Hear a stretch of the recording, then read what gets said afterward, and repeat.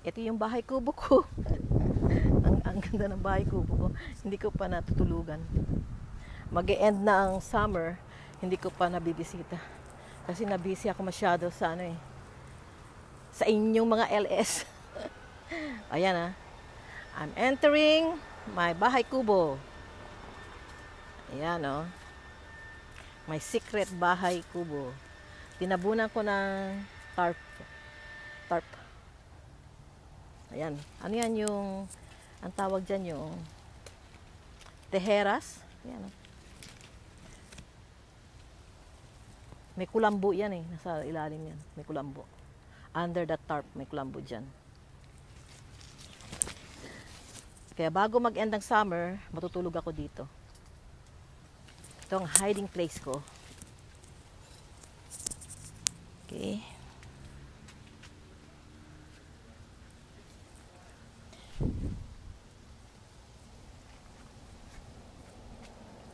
Ito kitchen ko oh. Paglabas ko ng bahay kubo ko, ito yung kitchen ko. Dito ko magluluto ng dried fish, binagoong baboy na may talong. Kasi ang ganda ng cave ko, no? Ano yan eh? Ano to ang tawag dito? Purple flowers yan eh.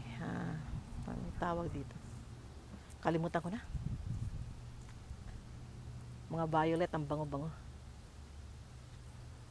Naku, nakalimutan ko na yung pangalan ng halaman na yan. Medyo malamig na kasi fall season. So medyo malamig na.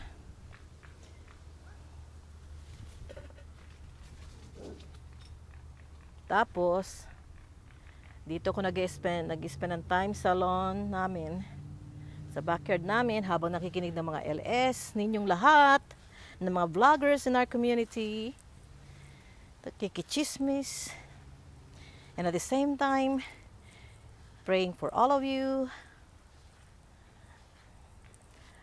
Ayan oh. Ang daming mga white flowers na ito, weeds daw to eh. Ayan oh. Saan ba yan? Ayan oh. Tsaka yellow, mga yellow flowers na maliliit. Yan yung maliliit. Sabi ng asawa ko, peste daw yan sa lawn. Elsa, say hi.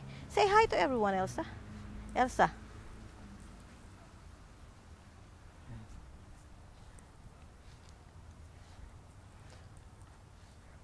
Maganda weather.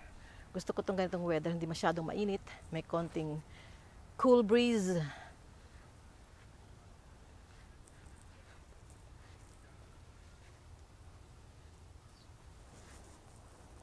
Tapos minsan nandyan ako sa sitting area niyan. Nandyan ako minsan sa sitting area niyan. Diyan ako nanonood ng mga LS.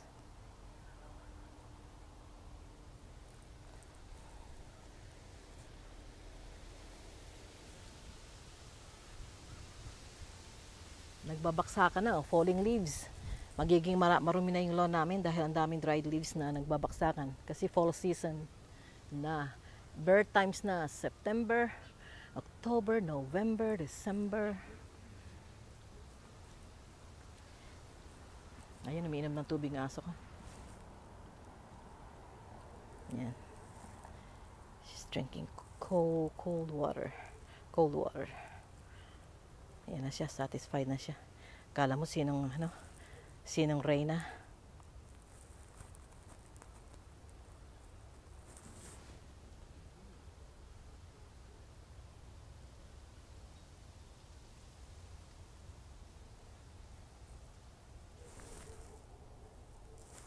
Yun yung puno namin sa harapan, laki-laki na oh. Ang tawag dyan, blue spruce.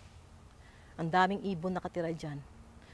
5 o'clock early in the morning, ang daming ibon na nag-iingay. Ito yung kapitbahay namin, Bombay. Tahimik lang yung mga yan. Wala akong problema sa neighbor namin. They mind their own